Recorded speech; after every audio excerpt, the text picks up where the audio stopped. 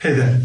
Here we are in week 7, probably by the time you see this, week 8 or way beyond even of lockdown.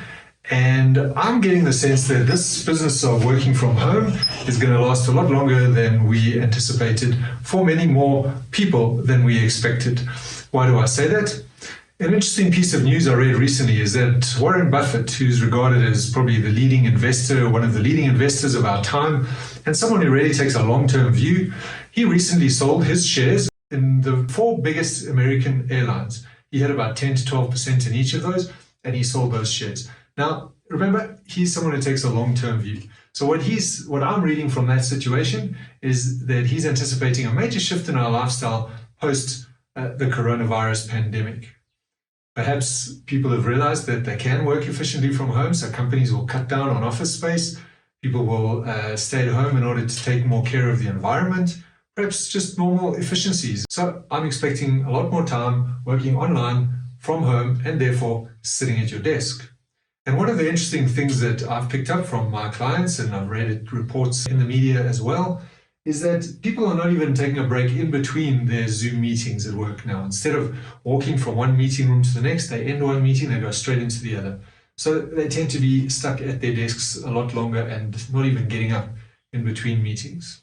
That's a real problem when it comes to physical health, particularly back and neck problems. So that's why today we're going to take a look at desk fitness. And I'm going to be sharing the desk setup and some exercises that I've learned that I've been practicing probably for some 20 years now.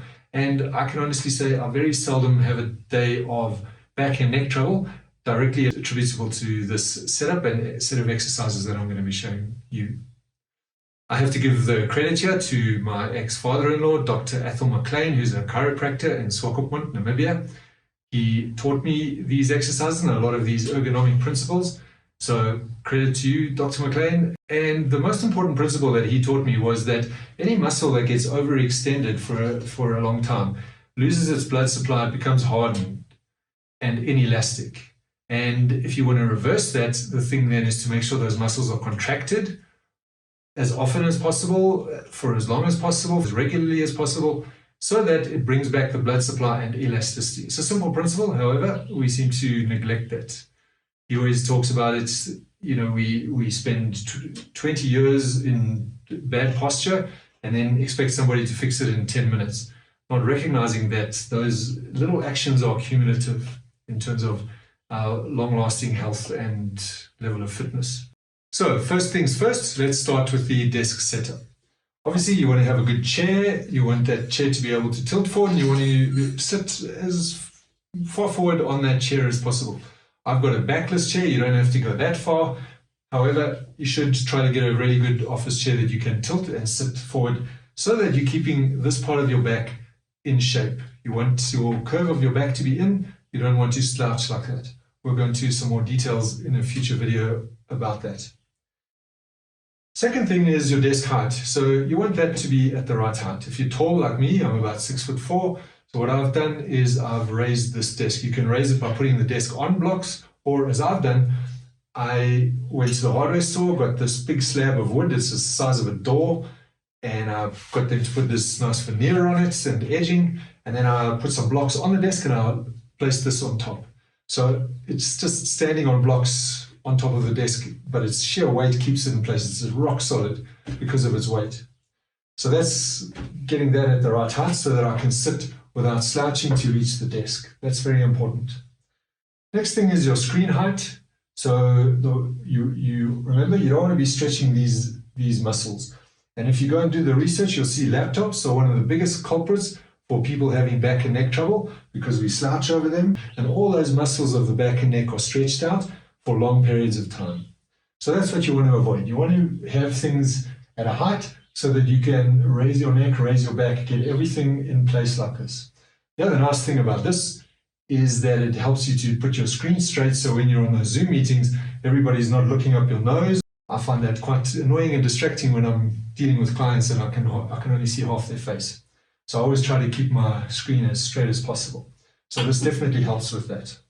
Next thing as well, I like to work with an external monitor, so it gives me a lot of space and I can spread things around and I can use all of that space keeping my head up. You can see what I've done is I've placed both of these on a raised stand. So these are also homemade stands. It's a piece of wood, some veneer edging, and then found these legs also at the hardware store, screwed on there and raised, and enables you to elevate this to a nice height. You could use old telephone directories if you still know what those are and you have any lying around, or encyclopedias, also not common these days. So you end up without those options, having to go to the hardware store and make something like this. I've also got an additional stand there. That's optional. Now comes the keyboard. So you could sit and work like this, but that's going to get a little bit tiring. It's actually pretty good because it's going to activate all these muscles, but you're going to get tired like that. The important thing is you actually don't want to be stretching too much. You want to have things as close as possible. So an external keyboard is good, and you want this as close to the edge as possible. So resting your wrists on the edge of the table and then able to work. So if you're typing, your head can be straight and your back and everything is tucked in nicely.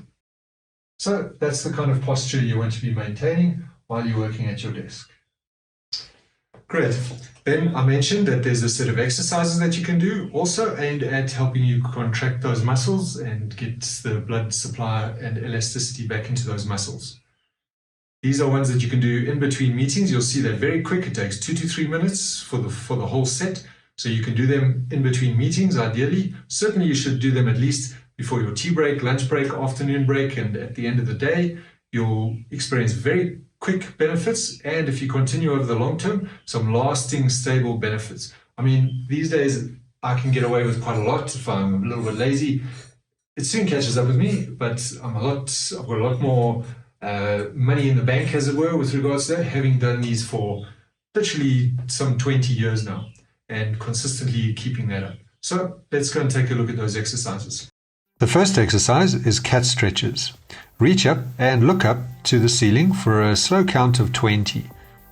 While you do that, feel the contraction of the muscles in your neck and down your back. Work that contraction by tightening those muscles, then relaxing them ever so slightly. If you're doing it right, you should develop a slight rocking motion as you contract and release. Then come the aeroplane wings. Spread out your arms and pump them backwards by clenching and releasing the muscles in between your shoulder blades. Do this for a count of 20. Then stand up, and now we're going to do the doggy lifts. No, they're not quite to the side as a dog would, but rather straight behind you and upwards. So you're stretching your heel towards the ceiling and the wall behind you. Lift each leg and pump it backwards and upwards about 10 times. You'll feel a nice workout in your lower back when you do this. You can repeat each leg if you feel up for it. Then come the twists. This one is good for the discs. However, you're advised to do it slowly and gently and only go as far as you feel comfortable. Don't overextend. Keep your feet parallel and firmly planted, then twist your torso gently around while extending your arm. Turn your head so that you can keep your eyes focused on your hand. Hold for a count of 10. Do one in each direction and repeat the set if you feel you need it. Great, so there you go. That's the set of desk exercises that you can do, and I trust that you feel inspired to do these as often as possible during the day.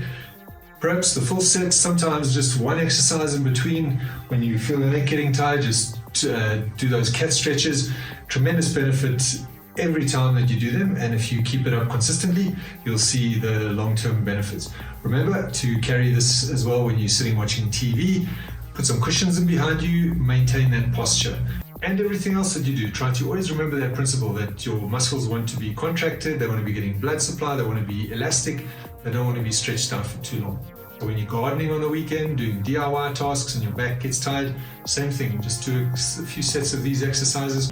You'll see it brings the elasticity back to those muscles. Tremendous recovery that you'll get from that. So if you got value from it, then make sure you subscribe. I'm Neil Biaban, signing off. Stay safe and be well.